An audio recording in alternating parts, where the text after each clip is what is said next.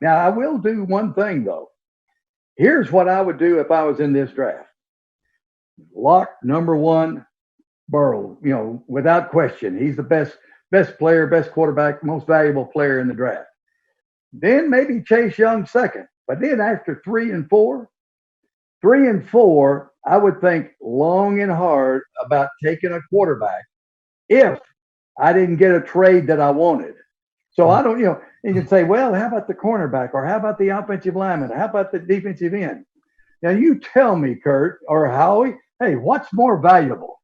An outstanding cornerback or a franchise quarterback? No, wait a minute. You're saying even though Detroit, who has Matthew Stafford, and the Giants, who just drafted Daniel Jones, if they traded out, you'd still. I would take if I didn't get the trade I wanted, I would take one of those quarterbacks, one of those franchise quarterbacks, because I promise you, the value of those players will go up.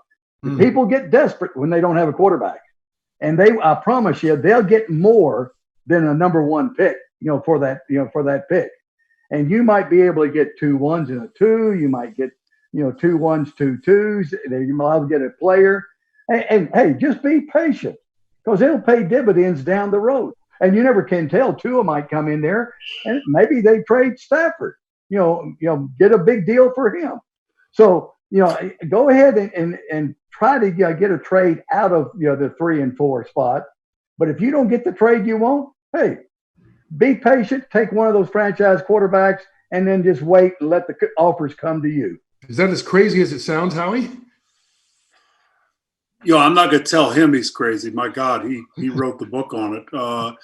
I wouldn't do it if I were Detroit unless, and I'm not sure of what their viewpoint of Matthew Stafford is right now. Is Matthew Stafford a guy that they think I have a couple more years with? Can they get something for him? I think there's probably a team up in the New England area that might entertain the idea of having Matthew Stafford for 3-4 years. Similar to Tom Brady's style, the offense is similar. He's a pocket quarterback, a lot more athleticism than Tom. I think there's teams that are sitting behind that 3 spot, behind that 6 spot, who could potentially be interested if someone like Tua did drop.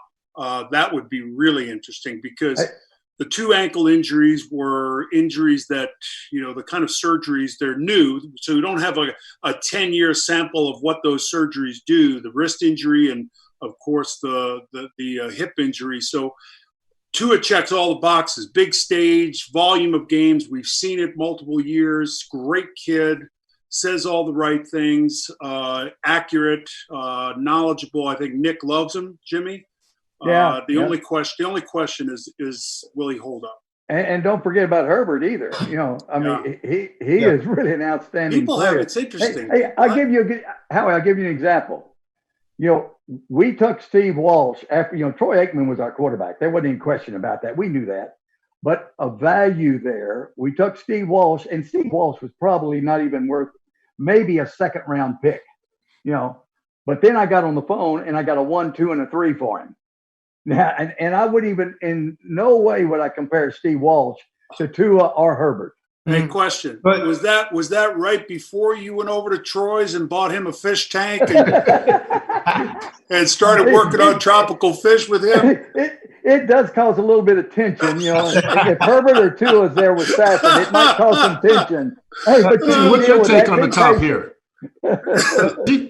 But Howie, and Jimmy, I agree with you guys, because ultimately what I think is going to come down to is a sweepstakes for Tua. And I think the Detroit Lions are sitting at a really good spot because they have so much versatility that they can do with that pick. Like you said, they can field offers because the Chargers and that the Miami Dolphins have to get a quarterback, and they have to get it right. And so what it's going to come down to is who wants Tua the most, right? And then that's why I think Detroit is sitting in such a good spot, because if they, in fact, like Okudah as a corner because they got rid of Darius Slay and traded him to Philly, well, then they could bring Okudah. They could still draft Okudah at maybe that 4 or 5 spot, 5 or 6 spot, and still get value for that and get an extra pick maybe. Reggie, real quick, are we sure that you and I are together, Reggie? You're on the same page. Are we sure at this stage, because it could be smoke signals or it could be real, whether Tua is the number 2 quarterback and not Herbert?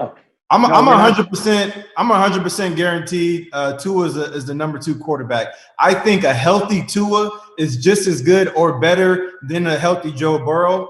And another thing that I love about Tua, he's been coached well everywhere he's been. From the time that he was being coached in Hawaii by his dad to, you got to think, to Alabama, where he had a bunch of different offensive coordinators. He's been in NFL-style offenses pretty much his whole college career. So this young kid is ready to start day one as a quarterback. For the best access, perspective, and personalities in all of sports, follow us at Fox Sports on Twitter, Facebook, Instagram, and YouTube.